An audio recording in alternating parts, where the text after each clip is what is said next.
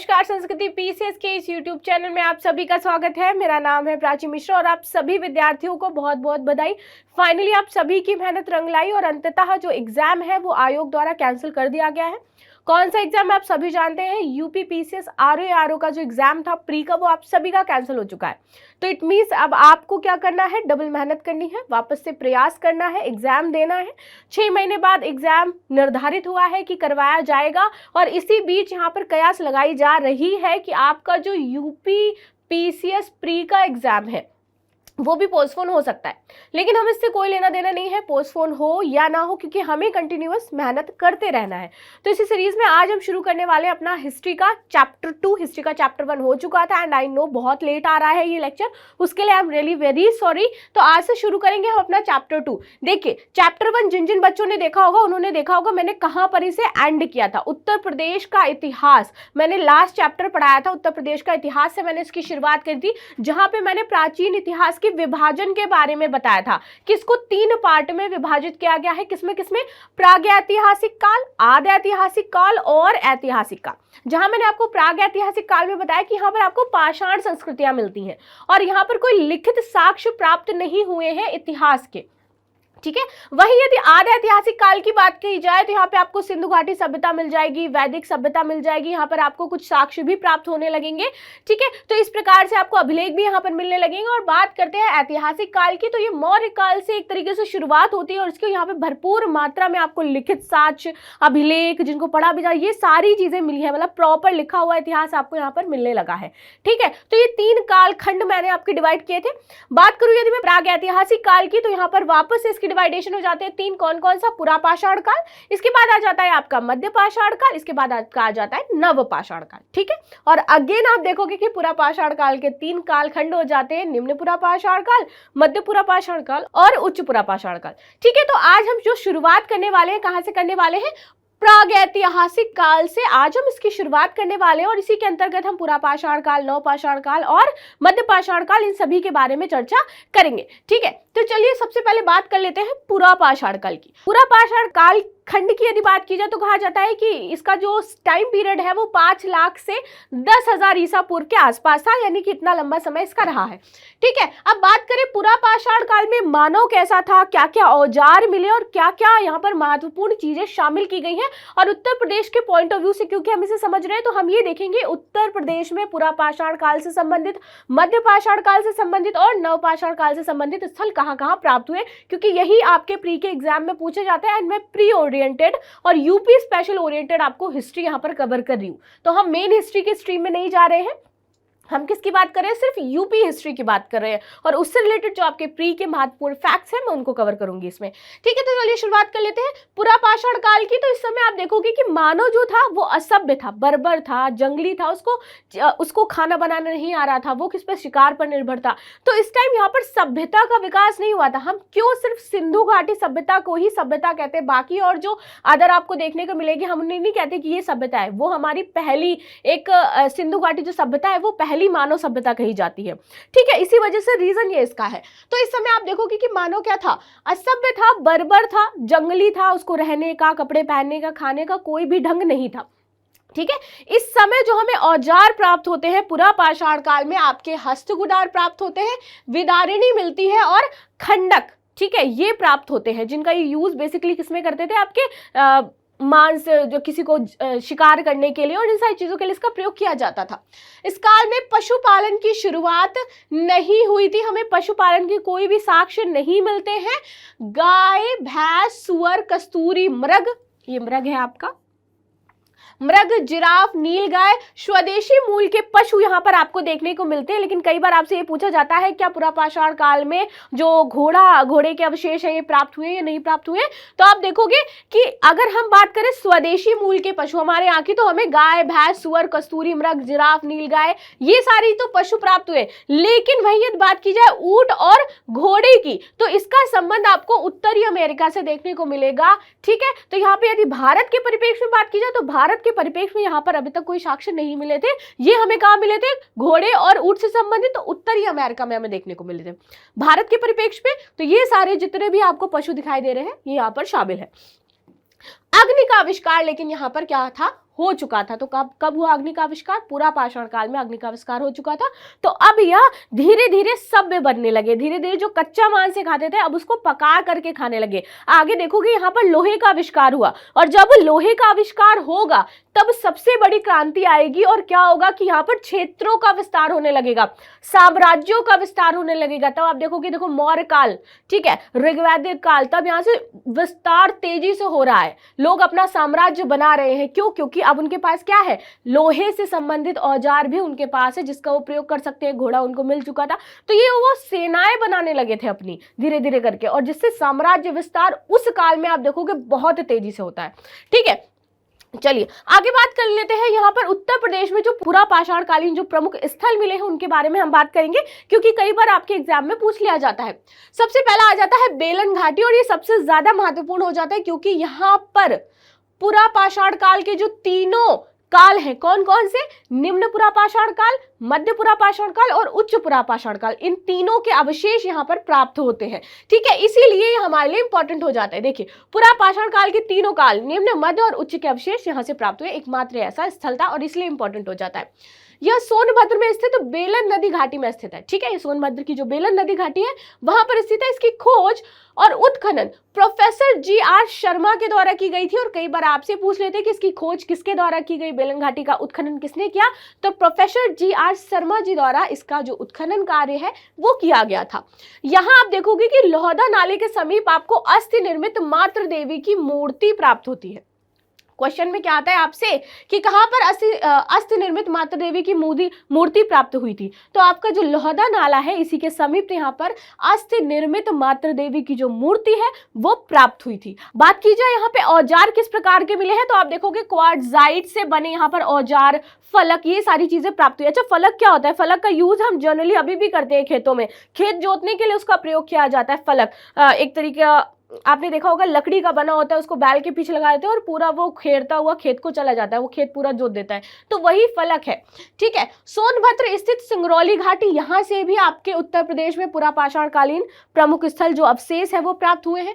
वाराणसी क्षेत्र के चकिया जो वर्तमान में आपका जनपद चंदौली है वहां से भी यहाँ पर प्राप्त हुए हैं। और उत्तर प्रदेश के प्रमुख स्थल मदहदा, दमदमा, सराय, चौपानी, मांडो है, जहां पर वर्तमान में ये कहाँ स्थित है? प्रतापगढ़ जनपद में स्थित है। और यहाँ पर आप देखोगे कि आपको पूरा पाषाण कालीन जो उत्तर प्रदेश के प्रमुख स्थल है यहाँ से प्राप्त हुए हैं। तो ये यहाँ पे क्षेत्र लिखे हैं, सोनभद्र स्थित सिंगरौली आपकी घाटी, वाराणसी क्षेत्र का चकिया, फिर उसके बाद हो जाता है मदहदा, दमदमा, सराय नहर, चौपानी, मांडो जो कि प्रतापगढ़ में स्थित है। अब ये मदहदा, दमदमा और सराय नहर यहाँ से क्या क्या मिला है हम ये भी देखेंगे।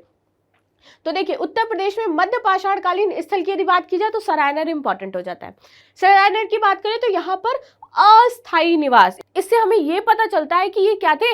स्थायी निवासी नहीं थे, यानी कि ये घर बना करके अपना, उनका कोई परमानेंट होम नहीं था, ये अस्थायी निवासी थे। ये अपना जहां पर उनको जितने टाइम रहना होता था उतने टाइम ये ऐसे झाड़ फूस के इन सबके घर बनाते थे, झोपड़ी बनाते थे, उसमें रहते थे एंड देन वहां से वो मूव ऑन कर जाते थे। तो यहाँ पे अस्थायी निवास के अवशेष व झोपड़ी का फर्श प्राप्त हुआ है। ठीक है, यहाँ पर आप देखोगे 14 शवाधान मिले हैं, 8 गर्त चूल्हे मिले हैं और अतजली हड्डियां यहाँ पर प्राप्त हुई हैं। एक इंपॉर्टेंट चीज इसमें, ये जो 14 शवाधान है इनके शवों का सिर आप देखोगे पश्चिम की ओर है और पैर इनका किस तरफ है? पूर्व की ओर है। ये इंपॉर्टेंट हो जाता है और पता चलता है कि यहाँ पर ये जो समाप्त हुआ सराय नहर या फिर जो स्थल ये खत्म हुआ, यहाँ पर युद्ध एवं जो बाह्य आक्रमण हुए उसकी वजह से यहाँ पर लोगों का जो मृत्यु हुई वो उसे छोड़ करके गए। तो यहाँ पे बाह्य आक्रमण के कुछ साक्ष्य भी प्राप्त होते हैं। ठीक है, तो यहाँ पर सराय नहर इंपॉर्टेंट हो जाता है। कहाँ पर प्राप्त हुए? 14 शवाधान, 8 गर्त चूल्हे जो सराय नहर में आपके प्राप्त हुए हैं। ठीक है, आगे आ जाते हैं, आगे बात कर लेते हैं इसमें महादाह। तो यहाँ पे महादाह में क्या है? स्त्री व पुरुष की आपसे क्वेश्चन पूछेंगे कि कहां पर पहले युगल समाधि जो है उत्तर प्रदेश में पाई गई है। तो आपका जो महदाहा है वहां पर स्त्री व पुरुष की युगल समाधियां पाई गई हैं, इसके साक्ष्य उपलब्ध होते हैं। यहाँ पर हड्डी के बने बाड़ आपको देखने को मिलेंगे जो अवशेष मिले हैं, यहाँ से आपको आभूषण के अवशेष मिलेंगे जो हड्डी के बने हुए हैं, और औजार तथा लघु पाषाण काल उपकरण यहाँ पर प्राप्त हुए हैं। जो पाषाण उपकरण है वो यहाँ से प्राप्त हुए, यानी कि छोटे लघु पाषाण उपकरण प्राप्त हुए। आगे बात कर ले दमदमा की, तो एकमात्र ऐसा स्थल है जहां पर 3 मानव शवों की समाधि मिली है, और ये बहुत इंपॉर्टेंट हो जाता है, जहां पर एक साथ 3 शवों को दफनाया गया हो, ऐसा कौन सा स्थल है? तो आप देखोगे कि दमदमा में एकमात्र या ऐसा स्थल है और एक ही समाधि मिली है, ऐसा नहीं, इससे रिलेटेड और है। तो 3 मानव समूह की यहाँ पर समाधि प्राप्त हुई है। यहाँ सर्वाधिक आपके 41 समाधान, 5 युगल समाधि व गर्त चूल्हे के अवशेष यहाँ पर आपको मिलते हैं। लघु उपकरण भी यहाँ पर आपको मिलेंगे, हड्डियों के बने आभूषण भी यहाँ से आपको प्राप्त होंगे। प्रयागराज के निकट लेखिया में सर्वाधिक 17 मानव कंकाल के साक्ष्य प्राप्त हुए हैं। मैंने यहाँ पर आपको नोट में डाल रखा है। डालने का रीजन क्या है कि कई बार पूछ लेते हैं कि सबसे ज्यादा जो मानव कंकाल के अवशेष है वो कहाँ से मिले हैं, तो आपके प्रयागराज के निकट एक जगह है जिसका नाम क्या है, लेखिया। यहाँ से सबसे ज्यादा आपको 17 मानव कंकाल प्राप्त होंगे। ठीक है, और युगल समाधि की यदि बात की जाए तो महादहा में सबसे पहले मिली, और इसके बाद यदि बात की जाए दमदमा की, तो यहाँ पर एक समाधि में 3 लोगों को एक साथ दफनाया गया है। तो 3 की जो समाधि है वो कहाँ पे मिली है मानव की, तो वो आपकी दमदमा में मिली है। ठीक है, इसको याद रखिए। आगे बात कर लेते हैं उत्तर प्रदेश के प्रमुख 9 पाषाणकालीन स्थल कौन कौन से हैं। तो 9 पाषाणकालीन स्थल में आपका आ जाता है प्रयागराज में बेलन नदी पर स्थित कोल्डी हवा, महगढ़ा और पंचहो। ठीक है, ये 3 ऐसे स्थल हैं प्रयागराज में स्थित हैं जो उत्तर प्रदेश के प्रमुख 9 पाषाणकालीन स्थल है। इसके बाद बात करें संत कबीर नगर में, आप देखोगे लहुरा देव प्रमुख स्थान है, और लहुरा देव को भारतीय उपमहाद्वीप में कृषि के प्राचीनतम स्थल के रूप में मान्यता दी जाती है। ठीक है, यहाँ पे माना जाता है कि 9000 से 8000 ईसा पूर्व धान की जो खेती के साक्ष्य है वो यहाँ से प्राप्त होते हैं। ठीक है, ये इंपॉर्टेंट हो जाता है, ये भारत के परिप्रेक्ष्य में बताया गया है। वहीं यदि वर्ल्ड के लेवल पे देखा जाए तो वहां पे कहते हैं कि 7000 से 6000 ईसा पूर्व के आसपास खेती के जो अवशेष है वो मिलने लगे थे, कहां पर, कोल्डी हवा में। ठीक है, लेकिन यदि भारत के परिप्रेक्ष्य से बात की जाए और इससे समझा जाए तो यहाँ पर 9000 से 8000 ईसा पूर्व धान की खेती के साक्ष्य प्राप्त होते हैं। ठीक है, चलिए आगे बात कर लेते हैं। इसमें आदि ऐतिहासिक काल हमने पढ़ लिया, कौन सा काल, जो प्रागैतिहासिक काल था। अब हम इसमें बात करेंगे आदि ऐतिहासिक काल की, और आदि ऐतिहासिक काल से संबंधित क्या प्रमुख बिंदु है इस पर भी चर्चा करेंगे। देखिए, इसमें ऐसे कालखंडों को शामिल किया गया है जिसकी जानकारी के लिखित साक्ष्य हमें प्राप्त होने लगे हैं, उसको ही हम क्या कहते हैं, आदि ऐतिहासिक काल कहते हैं। ठीक है, यहाँ पर आप देखोगे सिंधु घाटी सभ्यता की बात की जाती है और वैदिक काल की बात की जाती है। इस काल में मनुष्य के धातुओं का जो प्रयोग था वो आरंभ कर दिया था, धातु का प्रयोग शुरू हो चुका था, और इसी वजह से आप धीरे धीरे देखोगे साम्राज्य विस्तार भी होने लगा। ठीक है, सर्वप्रथम तांबा, इसके पश्चात कांसा और फिर लोहे का उपयोग शुरू हुआ। तो सबसे पहले कौन सी धातु थी जो मनुष्य ने प्रयोग करी, वो था आपका तांबा। तभी आप देखोगे ताम्र पाषाणकालीन संस्कृति आप सुनते हो, फिर ताम्र कांस्य युगीन संस्कृति आती है। ठीक है, तो इस प्रकार से वैसे ही जिस प्रकार से हमें कालखंडों में धातु प्राप्त हुई और उसी को उसी काल के साथ जोड़ करके हमने प्रस्तुत कर दिया। तांबा ताम्र पाषाणकालीन, तांबा और कांसा तो ताम्र कांस्ययुगीन संस्कृति, तो ऐसे मिलती है। इसके बाद कांसा आ जाता है, तो तभी आता है आपका तांबा और कांस्ययुगीन संस्कृति, और इसके पश्चात आपका क्या आ जाता है, लोहा। इसका प्रयोग हमने शुरू किया। ठीक है, पाषाण उपकरणों के साथ ही तांबा का प्रयोग शुरू हो गया था, इसीलिए इसको ताम्र पाषाणिक संस्कृति बोला गया, क्योंकि तांबे का प्रयोग जिस काल में हम कर रहे थे उसी काल में हम कांसे का प्रयोग भी शुरू हो गया, इसीलिए हमने उसको मिला करके क्या कह दिया, ताम्र पाषाणकालीन संस्कृति। तो जिसका समय बताया जाता है वो क्या बताया जाता है, 3000 ईसा पूर्व से 500 ईसा पूर्व तक।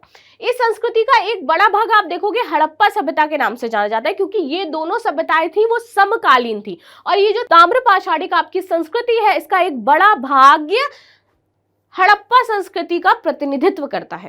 ठीक है, इसलिए इंपॉर्टेंट हो जाता है। उत्तर प्रदेश में इस काल के महत्वपूर्ण स्थल की यदि बात की जाए तो मेरठ और सहारनपुर थे, जहां पर इस काल के महत्वपूर्ण साक्ष्य प्राप्त हुए हैं।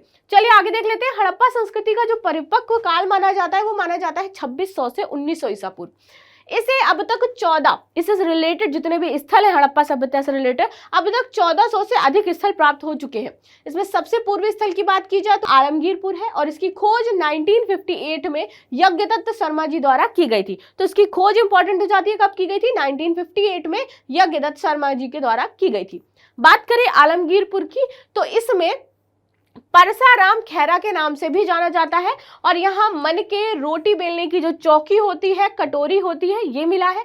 मिट्टी के बर्तनों पर आप देखोगे मोर, गिलहरी और कुछ लिपि भी प्राप्त हुई है। आप देखोगे सिंधु घाटी सभ्यता की जो आपको लिपि मिली है वो भाव चित्रात्मक है, यानी कि अगर मुझे शेर लिखना है, मैंने आपको पहले ही बताया था कि यदि मुझे शेर लिखना है तो मैं शेर लिख करके ना शेर बना दूंगी, ठीक है। अगर मुझे गिलहरी को दिखाना है तो मैं गिलहरी लिख ना करके गिलहरी मैंने बना दी, तो वो हो जाती है आपकी भाव चित्रात्मक लिपि, ठीक है, कि जो हमें दिख रहा है, जो हम बनाना चाहते हैं, हमें फूल की जगह हमने फूल बना दिया। तो ये था। आगे बात करें इसके अन्य प्रमुख स्थल कौन कौन से थे, तो हुलास जो कि आपके वर्तमान सहारनपुर में स्थित है, बड़ा गांव जो कि वर्तमान आपके बागपत में स्थित है, मानपुरा जो कि आपके बुलंदशहर में स्थित है, कोराना जो कि आपके शामली में स्थित है, मांडी जो कि आपके मुजफ्फरनगर में स्थित है। कई बार आपसे पूछ लेते हैं सबसे पूर्वी स्थल, सबसे पश्चिमी स्थल, ठीक है, सबसे दक्षिणी और सबसे उत्तरी। बात करें सबसे पूर्वी स्थल इसका कौन सा है, तो आलमगीरपुर है जो कि मेरठ उत्तर प्रदेश में स्थित है। वहीं यदि बात की जाए सबसे पश्चिमी स्थल कौन सा होता है, तो उसका सूक्ता इंडोर हो जाता है जो कि वर्तमान बलूचिस्तान में स्थित है। बात कर ले सबसे उत्तरी स्थल की, तो मांडा जम्मू कश्मीर हो जाता है। और वहीं बात करूं मैं सबसे दक्षिणी स्थल की, तो दैमाबाद महाराष्ट्र हो जाता है। तो यह है इनके सबसे पूर्वी, सबसे पश्चिमी, सबसे उत्तरी और सबसे दक्षिणी, ठीक है, इसको याद रखिएगा, इससे आप आसानी से याद रख सकते हो। चलिए अब आगे आ जाते हैं, ऐतिहासिक काल की बात कर लेते हैं। ऐतिहासिक काल में जैसे मैंने बताया कि हमें प्रॉपर लिखित साक्ष्य प्राप्त होने लगे, ठीक है। मौर्य काल से कहते हैं लोग इसकी शुरुआत होती है, शुरुआत इसकी कहां से है, मौर्य काल से। इस काल में जो मानव था वो बर्बर से धीरे धीरे क्या हो गया, सभ्य हो गया। और यहाँ पर साम्राज्यों का विस्तार तेजी से होने लगा क्योंकि लोहे का अब यहाँ पर प्रॉपर तरीके से प्रयोग हो रहा था, ठीक है। वैदिक सभ्यता की शुरुआत भी इसी काल से होती है। वैदिक सभ्यता को आर्य सभ्यता के नाम से भी जाना जाता है। और इस वैदिक सभ्यता को ही दो पार्ट में डिवाइड किया गया है। कौन कौन सी, एक ऋग वैदिक या पूर्व वैदिक काल जिसको हम मानते हैं कि 1500 से 1000 ईसा पूर्व तक था, और इसके बाद उत्तर वैदिक काल जिसको माना जाता है कि 1000 ईसा पूर्व से 600 ईसा पूर्व तक था, ठीक है।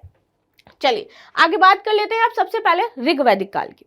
ऋग वैदिक जो सभ्यता है इसका ज्ञान कहते हैं ऋग्वेद से प्राप्त होता है। और इसके परिवर्तक कौन थे, यानी कौन इसको लेकर के आया था, वो आर्य थे, ठीक है, जिनका निवास स्थान गंगा की ऊपरी घाटी क्षेत्र से अफगानिस्तान एवं वर्तमान पंजाब तक था। 7 नदियों का क्षेत्र होने के कारण इसे सप्त सैंधव प्रदेश भी कहा जाता था। और आपसे इन 7 नदियों का नाम पूछा जाता है कई बार कि नाम बताओ कि पुराना नाम क्या है और प्रेजेंट में उसको किस नाम से जाना जाता है, तो ये इंपॉर्टेंट है।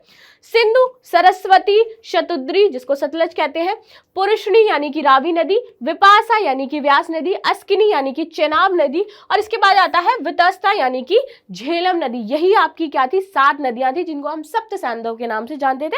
तो इनका जो ओरिजिनल नाम है यानी कि वर्तमान में जो नाम है और जो पुराना नाम है, तो कई बार मैचिंग के लिए इसको दे देते हैं, तो इसको आप लोग अच्छे से याद कर लीजिएगा, ठीक है। चलिए आगे बढ़ जाते हैं, देख लेते हैं आप उत्तर वैदिक काल के बारे में, ठीक है। आर्यों ने उत्तर वैदिक काल में लोहे की जानकारी मिलने के बाद अपना विस्तार पंजाब से आगे बढ़कर गंगा, यमुना, दोआब, हिमालय और विंध्याचल जैसे पर्वतीय प्रदेश में कर लिया था, ठीक है। वैदिक साहित्य में इस क्षेत्र को मध्य देश कहा जाता था। और इसके वर्तमान उत्तर प्रदेश में कौन कौन से क्षेत्र थे, तो कुरु था, पांचाल था, काशी, ये जो राज्य हैं इसमें शामिल थे, ठीक है। अगर उत्तर प्रदेश की बात की जाए किससे रिलेटेड, उत्तर वैदिक काल से रिलेटेड, तो कौन कौन से क्षेत्र थे आपके, कुरु इसमें शामिल था, पांचाल शामिल था और काशी शामिल था। ये याद रखिएगा अगर आपसे क्वेश्चन आता है तो। कुरु राज्य का विस्तार की यदि बात करें तो मेरठ से दिल्ली व हरियाणा तक था। इसकी राजधानी थी कौन सी, आसंदीवत। तो आपसे मोस्टली ना राजधानियां पूछ लेते हैं कि कौन सी है, तो कुरु राज्य की राजधानी कौन सी है, आसंदीवत थी, ठीक है, जिसकी पहचान हस्तिनापुर के नाम से की जाती थी। तो मोस्टली क्या है, हस्तिनापुर जो जनरल भाषा में ज्यादा प्रयोग किया जाता था, दैट इज हस्तिनापुर। क्या था इसका, आसंदीवत, ठीक है। यहाँ के प्रसिद्ध राजा कौन थे, उद्वालक आरुणि का उल्लेख छंदोग्य उपनिषद में भी देखने को मिलता है। तो इनके राजा कौन थे, उद्वालक आरुणि थे, ठीक है। पांचाल राज्य वर्तमान कानपुर से वाराणसी के मध्य गंगा मैदान तक फैला हुआ था और तो वर्तमान बदायूं, बरेली और फर्रुखाबाद इसमें शामिल है, ठीक है। उत्तर वैदिक काल आपका उत्तर प्रदेश में कहां कहां को देखने को मिलता है, तो यहाँ पे वो सारी जगह मेंशन की गई है जो आपके एग्जाम के लिए इंपॉर्टेंट हो जाती हैं। चलिए आगे देख लेते हैं इसमें। इसकी राजधानी कौन सी थी, तो काम्पिल इसकी राजधानी थी, वर्तमान फर्रुखाबाद एक नगर है जो अभी इसको हम जानते हैं। पौराणिक मान्यता के अनुसार यहाँ 60,000 मुनियों की सभा में संपूर्ण महाभारत कथा का वाचन किया गया था, ठीक है। और उत्तर वैदिक काल में यहाँ का राजा कौन था? प्रवाहण जवाली हुआ करता था, जो अपने ज्ञान के लिए था प्रसिद्ध, ठीक है। काशी वर्तमान वाराणसी क्षेत्र में स्थित है और उत्तर वैदिक काल में अजातशत्रु काशी का राजा था। तो यहाँ पर शासक और राज्य इंपॉर्टेंट हो जाता है, राजा जरूर याद रखेगा, ठीक है। चलिए आगे बात कर लेते हैं। इसमें आपसे कई बार पूछ लेते हैं कि वैदिक काल और सिंधु संस्कृति में डिफरेंस क्या है, वो आप बताइए। तो बात कर लेते हैं, वैदिक संस्कृति थी तो यहाँ पर ग्रामीण सभ्यता थी, लेकिन ये पहली हमारी नगरीय सभ्यता थी। लोहे से बने यहाँ पर उपकरण प्राप्त हुए, लेकिन यहाँ पर सिंधु संस्कृति में लोहे से बने कोई भी उपकरण प्राप्त नहीं हुए। घोड़ा एक महत्वपूर्ण पशु था, किसका? वैदिक संस्कृति का, लेकिन यहाँ पर कोई निश्चित साक्ष्य नहीं मिल पाता है घोड़े का कि था या नहीं था। कई बार आपसे ये स्टेटमेंट में दे देते हैं कि सिंधु सभ्यता में घोड़े के साक्ष्य प्राप्त हुए हैं, वो स्टेटमेंट आपका गलत होता है। गाय को विशेष स्थान दिया जाता था, अहन्या कहा जाता है, जिसको नहीं मारते हैं, पूजनीय होती है अहन्या के नाम से, लेकिन यहाँ पर मुद्राओं पर गाय का अंकन नहीं है, यहाँ पर नहीं मिलते हैं गाय के साक्ष्य। मूर्ति पूजा के निश्चित साक्ष्य यहाँ नहीं मिलते हैं, लेकिन यहाँ देखोगे आपको मात्र मूर्तियों एवं पाषाण मूर्ति का पता चलता है, और यहाँ पर मूर्ति पूजा भी की जाती थी।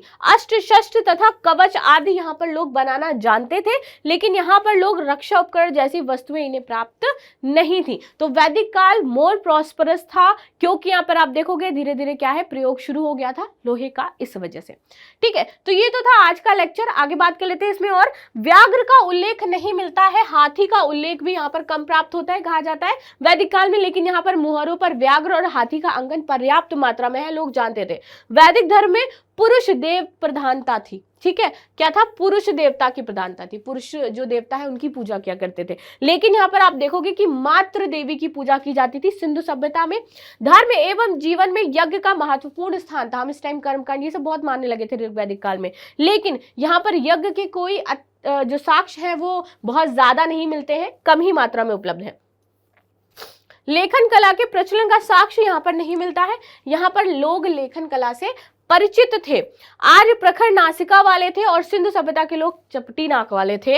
और भवन निर्माण में लकड़ी व बांस का प्रयोग किया जाता था, जबकि यहाँ पर भवन निर्माण में ईंटों का प्रयोग किया गया है। आप देखोगे कि बहुत इसके जो दरवाजे थे वो मेन डोर पर ना खुल करके बैक साइड खुलते थे। जाल व ग्रिडों का प्रयोग किया गया था नालियों के लिए। यहीं पर आपका सिंधु सभ्यता में मोहनजोदाड़ो का इतना बड़ा आपको स्नानागार देखने को मिलता है। इनका जो इरिगेशन सिस्टम था, जल निकासी सिस्टम था, सबसे अच्छा था सिंधु सभ्यता का, जिसका यूज हम आज भी करते हैं। हम देखते हैं तो ये इन्होंने इनॉग्रेट किया था, इन्होंने चीजें ऐसी बनाई थी, ठीक है। तो ये सारी चीजें थी। लेकिन आप देखोगे जब वैदिक काल पढ़ते तो आप देखते हो कि वहां पर पुरुष देवता की पूजा की जाती है। वहां पर आपके वर्ण फिर डिसाइड हो जाते हैं, फिर 4 वर्ण बांट दिए जाते हैं, फिर वर्ण के अनुसार कार्य बांट दिए जाते हैं कि यदि ये व्यक्ति है ब्राह्मण है तो ये पूजा करेगा, वैश्य है तो ये फिर ये व्यापार करेगा, ठीक है। तो इस प्रकार से ये सारी चीजें बांट दी जाती थी। तो यहाँ पर आप देखोगे धीरे धीरे ना रूढ़ियां आती गई, धीरे धीरे यहाँ पर प्रॉब्लम्स क्रिएट होती गई धर्म को लेकर के, जाति को लेकर के। तो यहाँ पर और इतने सारे बाउंडेशंस लगते चले गए कि यहाँ पर ये हो गया था कि अगर कोई ब्राह्मण किसी उसे गली से जा रहा है, कोई शूद्र आ रहा है, तो लोग कहते थे मैं अपवित्र हो गया, ठीक है। आप देखोगे कि समुद्र पार करने की मनाही थी। कहा जाता कि समुद्र पार करके यदि आप पश्चिम की तरफ जाओगे तो आपका धर्म भ्रष्ट हो जाएगा। इसलिए व्यापारी वर्ग बहुत त्रस्त हो गया था इस आपके हिंदू धर्म से, और यहाँ पे जो धर्म की जो क्रिया चल रही थी उससे। यज्ञ और आप देखोगे कि मंत्र उच्चारण, ये सारी चीजें बहुत बढ़ गई थी। राजा खूब यज्ञ करवाते थे, वहां पर पूरा जो काम था पुरोहित करते थे। पुरोहितों का पूरी तरीके से वहां पर क्या हो जाए, एक आधिपत्य था, उन्होंने वो स्थापित कर लिया था। इसी वजह से फिर जब बौद्ध धर्म आता है वो बहुत फ्लेक्सिबिलिटी देता है, वो सबको सम्मान देता है। लेकिन आप देखोगे जब उत्तर वैदिक काल आता है तो बहुत सारी कुरीतियां आ जाती हैं धर्म में, ठीक है। महिलाओं को पढ़ने का अधिकार नहीं था, वो वेद नहीं पढ़ सकती थी। शूद्र थे वो वेद नहीं पढ़ सकते थे। लेकिन जब आया बौद्ध धर्म आपका तो वहां पर सबको समान रखा गया, सबके लिए वो धर्म खुला था। व्यापारी इससे प्रसन्न हुए क्योंकि वो उनके लिए ये नहीं था कि आप समुद्र पार करोगे तो आपका धर्म नष्ट हो जाएगा या फिर आपका कार्य नहीं होगा। उनके लिए जो व्यापार से संबंधित मुश्किलें थी वो कम होने लगी। तो धीरे धीरे करके ऐसी जो बौद्ध धर्म है उसका प्रचार फिर बहुत बड़े स्केल पर हुआ और बहुत सारे लोगों ने उसको मानना शुरू कर दिया, ठीक है। तो ये थी आज की क्लास जिसके बारे में हमने डिस्कस किया, चर्चा करी। इसके आगे नेक्स्ट क्लास हम इसके आगे डिस्कस करेंगे, देन उसके बाद मॉडर्न में आएंगे, देन क्योंकि ये पूरा हमारा उत्तर प्रदेश सेंटर्ड पूरा रहेगा, जिसमें उत्तर प्रदेश से रिलेटेड ही पूरी हिस्ट्री रहेगी। तो उसको हम जल्द से जल्द कवर कर लेंगे। मिलते हैं नेक्स्ट क्लास में, तब तक के लिए धन्यवाद। लाइक शेयर एंड सब्सक्राइब करना बिल्कुल भी ना भूलें।